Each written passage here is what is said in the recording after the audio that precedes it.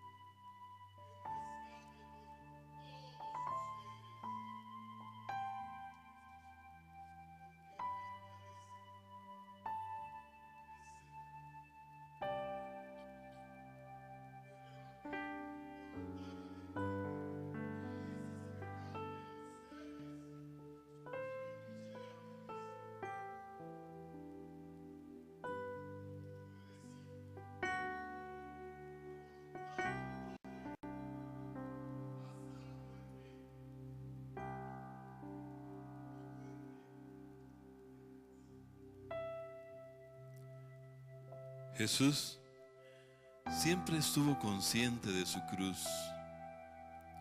Él enseñó a sus seguidores que tendría que padecer mucho, ser rechazado por los líderes religiosos y por su propio pueblo, que iba a morir y resucitar al tercer día, pero además de enseñar acerca de su propia cruz. Jesucristo le recalcó a sus discípulos que había una cruz personal que cada uno de ellos debía llevar si es que querían seguirlo.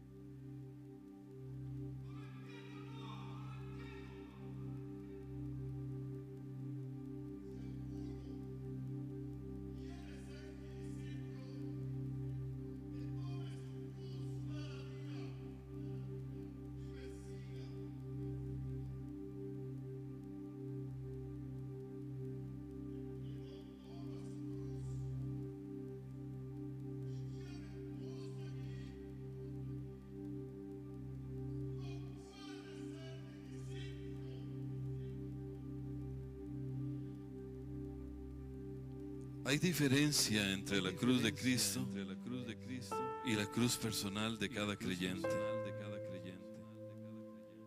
Cristo llevó su cruz para salvarnos. Para nosotros, el llevar la cruz es una decisión personal que nos convierte en verdaderos discípulos de Cristo. La cruz personal es fundamental para tener una vida victoriosa y compartir el Evangelio en un mundo antagónico. ¿Y tú? ¿Estás cargando tu cruz?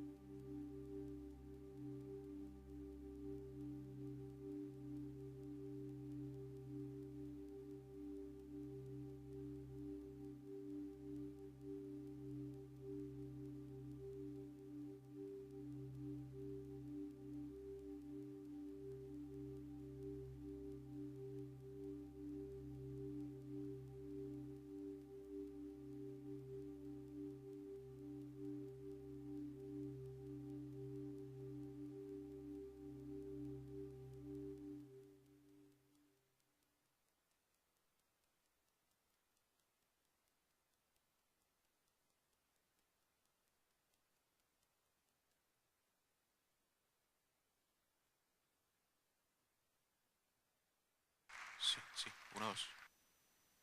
Uno, dos, sí. Padre Celestial, te damos gracias, oh Señor, por el poderoso mensaje de la cruz de Cristo, que nos ha cambiado, que nos ha transformado y sigue transformándonos. Gracias por la oportunidad de predicar y también recibir tu palabra. Señor, danos la unción y la dirección necesaria y también oídos para oír, corazones para recibir y actitud para poner en práctica tu mensaje. En el nombre de Jesús. Amén. Muy buenos días, mis amados hermanos. Este fin de semana estamos empezando una serie de predicaciones acerca de la cruz de Cristo. Son 3 predicaciones realmente. A mí me corresponde el tema la centralidad de la cruz en la obra redentora. El hecho central de la obra redentora es la cruz de Cristo. Pero ¿a qué nos referimos cuando hablamos de la cruz de Cristo o a la cruz? No nos referimos solo a ese instrumento de martirio, al madero, formado por una pieza vertical y otra horizontal. Nos referimos más bien a todo lo que conlleva el acto de la crucifixión, a lo que ese hecho significa para Dios y para la humanidad, al sacrificio completo de Cristo, como dice el apóstol Pedro, que padeció una sola vez por los pecados para llevarnos a Dios. Primera de Pedro 3:1. Con este mensaje yo me propongo demostrar que la cruz de Cristo es precisamente el hecho central de la redención, que el mensaje de la cruz es fundamental en toda la Biblia, desde Génesis hasta Apocalipsis, y que por lo tanto, mis amados, nosotros debemos conocer ese mensaje, vivirlo, experimentarlo y también compartirlo, predicarlo a los que no lo conocen. La crucifixión era un método de tortura que usaron originalmente las tribus bárbaras, que eran conocidas por ser incivilizadas y sumamente despiadadas. Más tarde los romanos adoptaron este método. Era un método tan cruel y tan sangriento que muy pocas veces se crucificaba a un ciudadano romano. Estaba reservado para los peores criminales, para los esclavos y los traidores. Quien era condenado a la crucifixión sufría un colapso de todos los sistemas de su cuerpo, su sistema nervioso. Padecía deshidratación, asfixia, fuertes hemorragias, dolores tan profundos, una agonía tan indescriptible que deseaban morir lo antes posible. Pero esa parte de la tortura física solo era un aspecto de la crucifixión, porque también estaba la humillación moral, la degradación que sufría aquella persona. Mientras el condenado cargaba su cruz al sitio de la ejecución, la multitud enfurecida lo insultaba, lo escupía, lo humillaba. Se dice que había más de un tipo de crucifixión. Y a la mayoría de las personas las ataban a la cruz de sus muñecas y de la parte inferior de sus tobillos, y ahí los dejaban morir. Pero el uso de los clavos estaba reservado para los peores criminales. Y precisamente, ese fue el tipo de crucifixión que sufrió nuestro Señor Jesucristo. La más sangrienta, horrible y degradante de las muertes. Uno se pregunta, ¿cómo es que Dios sometió a su Hijo a un castigo de tal naturaleza? Realmente eso escapa a nuestra comprensión humana.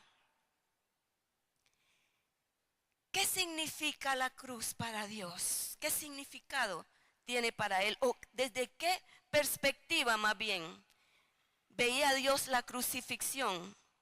El apóstol Pablo en Gálatas 3:13 cita lo que Dios dice en Deuteronomio 21:23.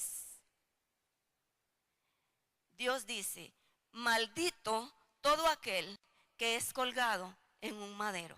Wow. Maldito todo aquel que es colgado en un madero. Entonces, ¿por qué el Padre Celestial entrega a su Hijo para tal sacrificio? Como repito, no podemos entenderlo. Aún es un misterio. Sí sabemos que Dios trató con el pecado de esa manera. Porque escúchenme, amados, mientras que el pecado se vuelve algo normal para el hombre caído y hasta algo bueno y deseable para los hedonistas y buscadores del placer, el pecado es algo espantoso, extremadamente ofensivo y horrendo para el Señor.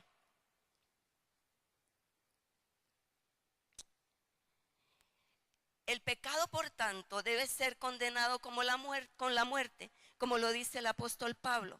Y el pecador merece morir de la forma más horrible que pudiera existir.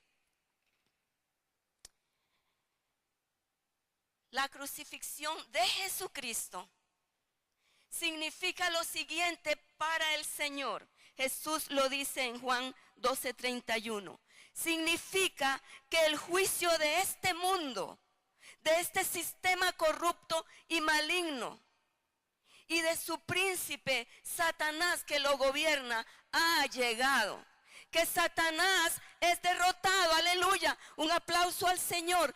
Eso significa, desde la perspectiva de Dios, la crucifixión. Cuando preparaba este mensaje, pensé que muchos de ustedes podrían considerar lo siguiente: wow, nos bajaron del cielo a la tierra, porque nos predicaron por semanas del Cristo exaltado y su relación con la iglesia. Y ahora nos van a predicar del Cristo encarnado y crucificado. Bueno, quiero que para tratar este dilema me acompañen a leer Filipenses 2, del 6 al 11. Dice así Filipenses 2, del 6 al 11.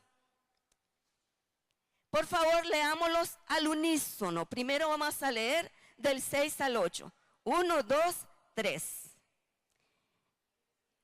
Quien siendo por naturaleza Dios, no consideró el ser igual a Dios como cosa a que aferrarse.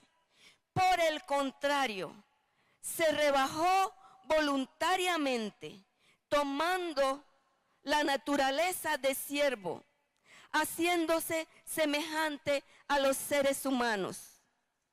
Leamos todos juntos el 8. Y manifestándose como hombre, se humilló a sí mismo y se hizo obediente hasta la muerte y muerte de cruz. En esta parte del pasaje vemos que la cruz de Cristo es la base de la humillación, de la degradación a que Cristo se sometió a sí mismo en una obediencia absoluta para cumplir el plan redentor de Dios, por el cual usted y yo estamos hoy aquí. Aleluya. Gracias, Señor. Leamos ahora del 9 al 11. Todos juntos, hermanos. 1, 2, 3.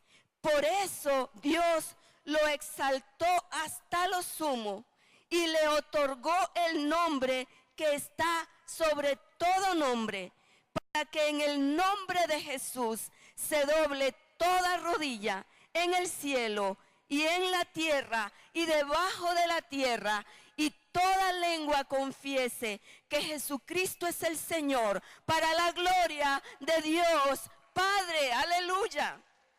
Sí, denle el aplauso al Señor. Entonces vemos que la cruz no solamente es la base de la humillación y la degradación de Cristo, sino también es el fundamento para la sublime exaltación que el Padre le dio después de terminar su obra redentora. ¿Y qué tiene que ver eso conmigo?, dirá usted.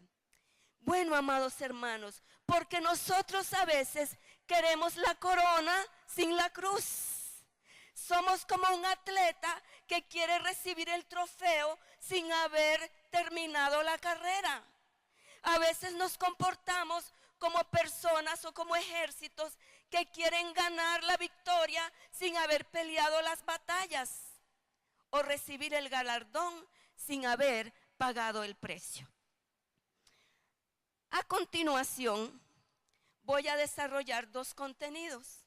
El primero es mostrar que la cruz es el hecho central de la obra redentora y que es un mensaje fundamental en toda la Biblia. ¿Encontramos el mensaje de la cruz en el Antiguo Testamento, hermanos? Claro que sí. Hay por lo menos 300 profecías mesiánicas en el Antiguo Testamento y 50 de ellas se refieren a los padecimientos del Mesías. Pero yo solamente voy a darles 3 ejemplos. El de Génesis 3:15, cuando inmediatamente después de la caída del hombre, el Padre profetiza que el Mesías sería herido por la serpiente antigua, pero que a su vez le iba a asestar una herida mortal a la serpiente en la cabeza. Aleluya. Isaías 53:5, hablando del siervo de Jehová, dice: Él fue traspasado por nuestras rebeliones y molido por nuestras iniquidades.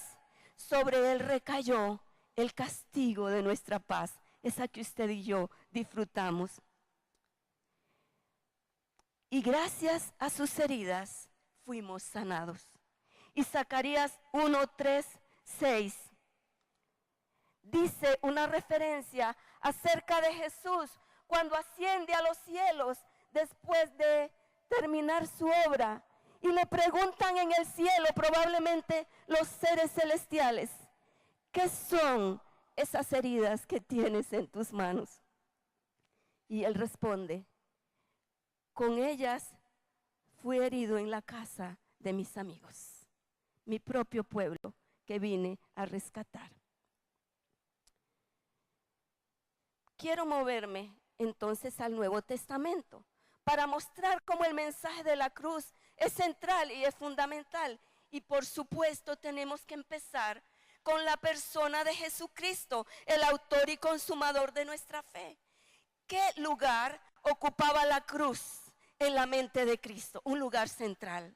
Siempre estaba en su mente. Jesús conocía las profecías acerca de la forma en que él iba a morir y padecer. Él siempre estaba consciente de su propósito y de su llamado. Le voy a dar unos pocos ejemplos, pero que son esenciales para mostrar este hecho. Cuando el Señor se sometió al bautismo de Juan para identificarse con los pecadores, y Juan quiso impedírselo, Jesús le dijo: déjame hacerlo, porque conviene que cumplamos toda justicia. Con esas palabras Jesús estaba haciendo una referencia a la profecía de Daniel 9:24-28, donde Daniel profetiza que el Mesías, el Santo de los Santos, sería ungido por el Espíritu Santo, que traería a la humanidad la justicia perdurable del Señor, pero que antes iba a morir en manos de pecadores. En esa ocasión, Juan dijo de Jesús: he aquí el Cordero de Dios. Y todo judío sabía que los corderos de Dios estaban destinados al sacrificio. Otro ejemplo es cuando Jesús, conversando con Nicodemo, le dijo: como Moisés levantó la serpiente en el desierto, así es necesario que el Hijo sea levantado. Eso era una referencia a su crucifixión. Y seguidamente Él dijo la razón de esa cruz, para que todo aquel que en Él crea no se pierda, mas tenga vida eterna. Juan 3, 14 y 15. Sigo adelante. Cuando Jesús alimentó a aquella multitud de 5,000 personas con 5 panes y 2 pececitos, inmediatamente Él se refirió a sí mismo como el pan de vida. Él dijo, yo soy el pan de vida. Eso estaba relacionado con su sacrificio. ¿En qué sentido? En que el Padre entregó el cuerpo de su Hijo para que fuese partido, molido en la cruz y así dar vida a la humanidad. Un aplauso al Señor, que es tan bueno, tan maravilloso. Y cuando la madre de Jacobo y Juan, muy humildemente, le pidió al Señor los primeros puestos en el reino para sus hijos, porque no estaba entendiendo los principios de servicio en el reino, Jesús se refirió a su misión y dijo, el Hijo del Hombre no vino para ser servido, sino para servir y para dar su vida en rescate por muchos. Mateo 20, 28. De nuevo hagamos una aplicación acá. Jesús estaba completamente consciente de su misión y de su propósito, y por eso se dedicó enteramente a cumplirla. Pregunto, ¿está usted consciente de su misión, de su propósito? ¿Para qué está usted aquí en la tierra? ¿Para qué el Señor lo ha redimido? ¿Para qué lo ha salvado?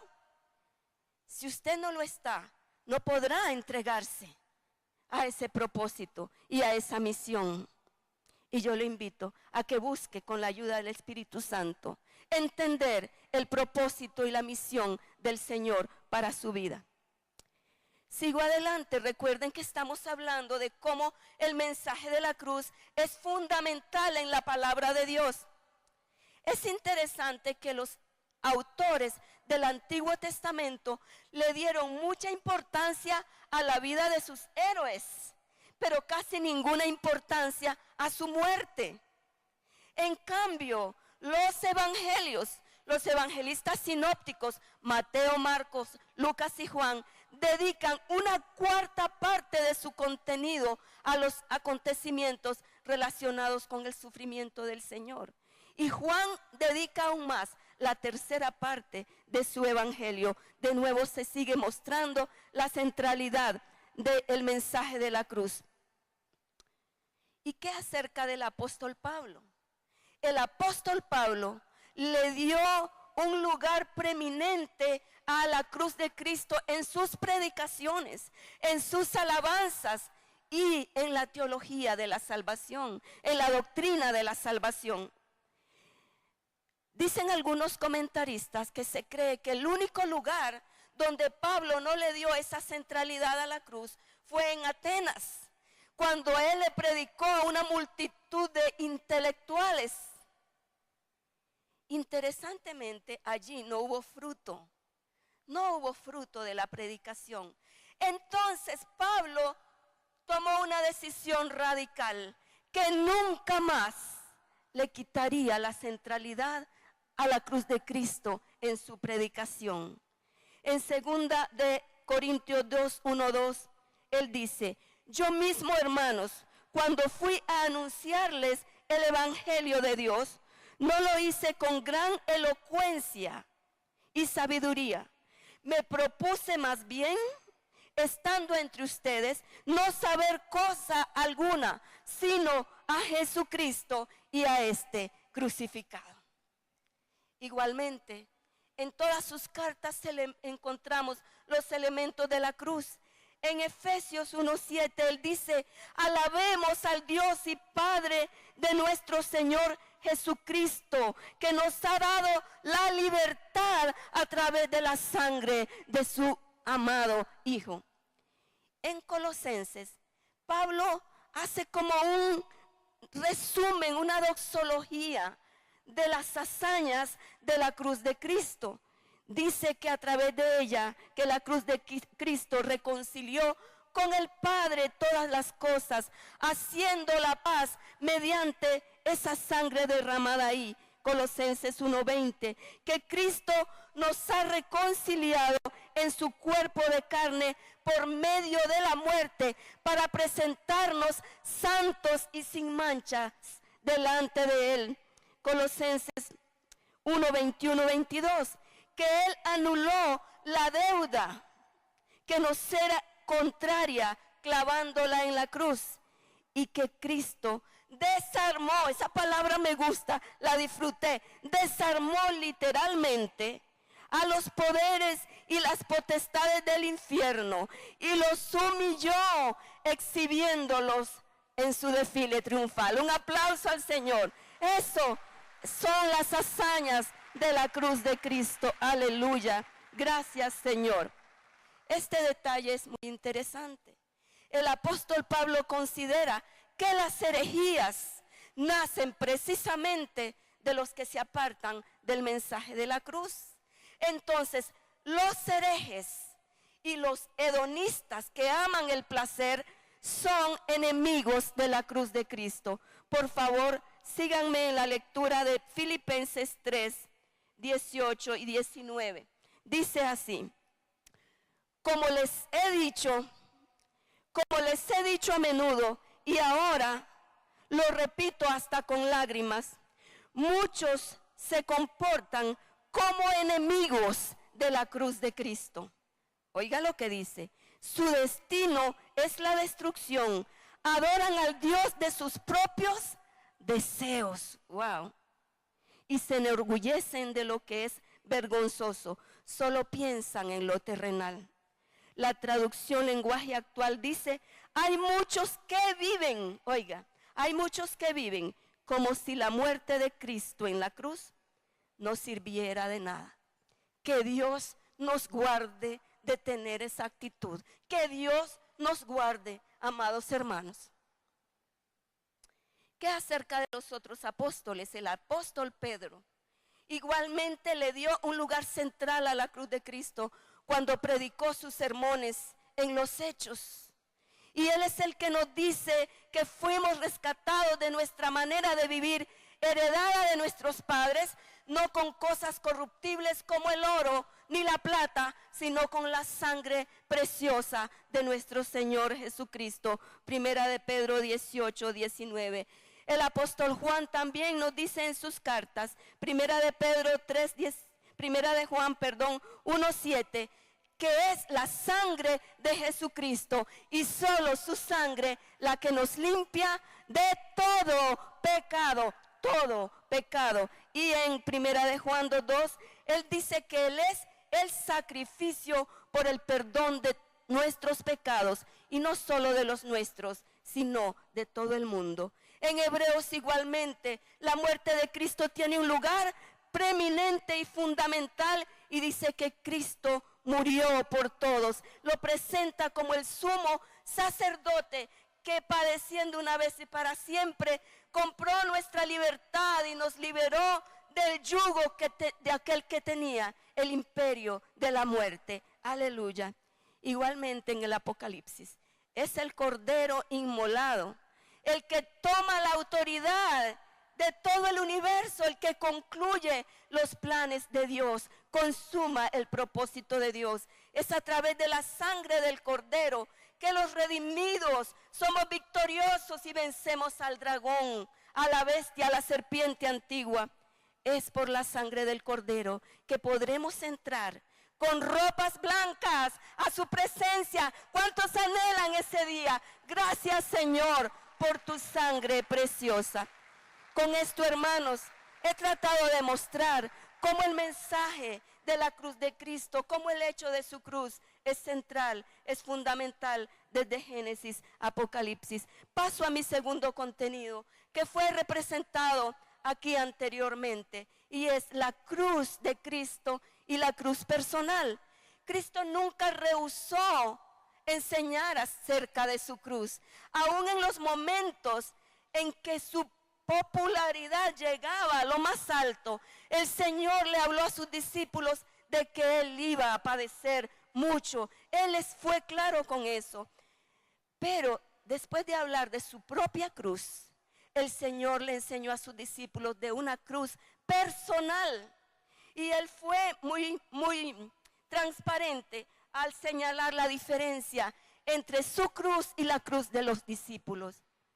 La cruz de Cristo solo Él la llevó, es exclusiva de Él. Pero la cruz personal debe llevarla cada discípulo y es asunto de una disposición de cada uno.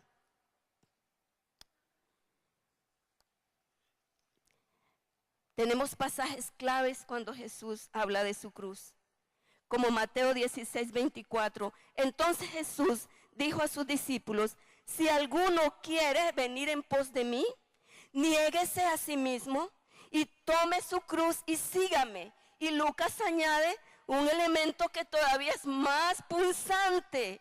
Lucas 9:23. Si alguno quiere ser mi discípulo, que se niegue a sí mismo, que lleve su cruz cada día. ¿Puede decir conmigo cada día? Y entonces me siga. Es un proceso, es un asunto de todos los días. Usted me podrá decir: mire, ya entendí, gracias, ya entendí. Pero dígame en palabras que yo pueda aplicar qué significa la cruz personal.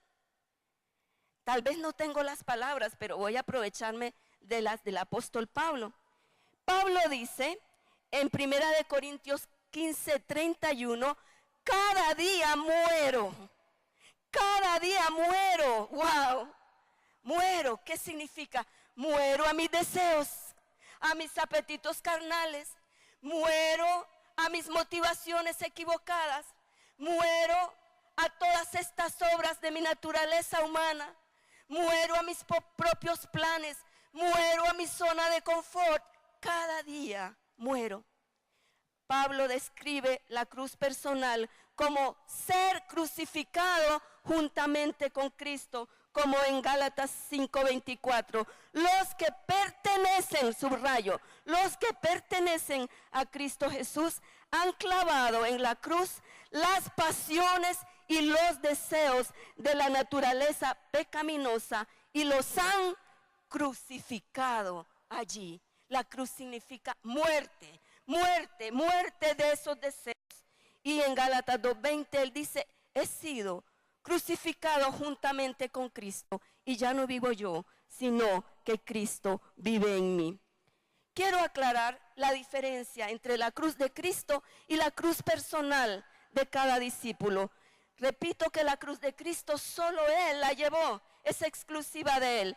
La cruz personal debe llevarlo todo creyente, toda persona que se quiere llamar o dice ser discípulo de Cristo, y debe llevarla todos los días.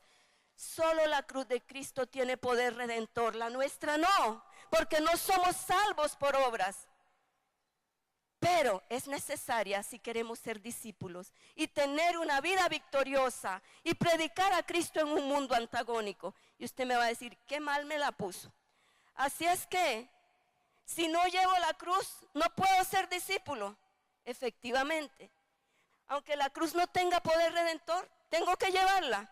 Efectivamente. De lo contrario, usted puede llamarse simpatizante de Cristo. Puede llamarse admirador de Jesucristo, creyente, pero nunca discípulo. Tremendo. Jesús fue enfático cuando dijo: el que no toma su cruz y viene en pos de mí, no puede ser mi discípulo. Lucas 14:27. Ya casi voy concluyendo. Apliquemos esto a nuestras vidas. ¿Cuántos recuerdan al joven rico? Cuando el joven rico le preguntó a Jesús: ¿qué debo hacer para tener la vida eterna? El Señor le dice: ve, vende todo lo que tienes y sígueme llevando tu cruz. Lo que el Señor quería es que el joven rico quitara de su vida todo lo que lo separara de él. Lamentablemente, el joven decidió rechazar la cruz para preservar sus riquezas. Usted dirá, todavía no tiene nada que ver conmigo, yo no soy el joven rico. Pero amados hermanos, es que todos los días nos vemos confrontados con la decisión de tomar la cruz o rechazar la cruz, de tomar la cruz o rechazar la cruz. ¿Cómo así? Ejemplo, usted puede decidir ceder a la lascivia, jóvenes, hombres, mujeres, a los deseos sexuales lascivos fuera del matrimonio, o mantenerse en santidad y pureza. Usted puede decidir mentir o decir la verdad. Usted puede decidir responder con violencia a aquel que le ofende o con mansedumbre. Usted tiene que decidir si amar o odiar. Usted tiene que decidir si vivir íntegramente en todas las áreas de su vida o vivir impíamente. Jóvenes, niños, tienen que decidir si obedecer a sus padres o ser rebeldes. Todos los días nos vemos confrontados. Amados hermanos, ¿estamos dispuestos a llevar nuestra cruz? Por último, ¿qué debemos de predicar? ¿La cruz de Cristo o la cruz personal? Debemos predicar ambos aspectos de la cruz. De lo contrario, el mensaje estaría incompleto. Si solo predicamos la cruz de Cristo, podemos producir creyentes que solo quieren recibir y recibir y recibir. Y usted los encuentra diciendo que reclaman todas las bendiciones espirituales de la cruz, sanidad y prosperidad económica y todo lo demás. Y bendiciones espirituales. Amén. Eso está bien, aleluya. Pero cuando usted va a ver de cerca sus vidas, no son discípulos. No se han comprometido con el Señor. Viven para sí mismos y no para el Señor y para servir al prójimo, que es la esencia del Evangelio. ¿Qué pasa cuando solo predicamos la cruz personal o le damos más énfasis? Que ponemos a los oyentes ante una situación imposible, más bien, de sobrellevar. Porque nadie puede llevar la cruz personal sin haber antes experimentado el poder liberador de la cruz de Jesucristo. Aleluya, que nos libra del pecado, de la influencia del mundo y del poder de Satanás. Por lo tanto, prediquemos el mensaje completo. Amados hermanos, la cruz de Cristo es el hecho central de la obra redentora. La cruz de Cristo es esa obra central, es fundamental en toda la Biblia y por lo tanto hemos de conocerlo, vivirlo y predicarlo completo. Por favor, pueden ponerse de pie. Señor, es tu palabra la que he predicado en esta mañana. Quizá no es una palabra que cause mucho entusiasmo a nivel emocional, pero es una palabra poderosa, el mensaje de tu cruz, oh Señor. Señor, el mensaje de la cruz que nos ha transformado y no hay otro que lo consiga. Padre, yo oro por mi vida misma y por la de cada uno de mis amados hermanos en esta congregación, que realmente nos decidamos no solo a experimentar el poder de la cruz de Jesucristo, sino también a llevar esa cruz personal de cada discípulo. ¿Quiere decirle usted al Señor? Ahí donde está, Señor, yo sí me decido a llevar esta cruz. Yo decido, Señor, hacerlo para la gloria de tu nombre. Dígaselo, porque es un asunto entre usted y Dios. Yo no sé qué usted está viviendo en su vida, no lo sé. Pero sea lo que sea, recuerde, nuestros deseos han de ser crucificados juntamente con Cristo. El deseo de vengarse y muchos más han de ser crucificados juntamente con Cristo. Cantemos esta canción, como una confesión de fe. Aleluya.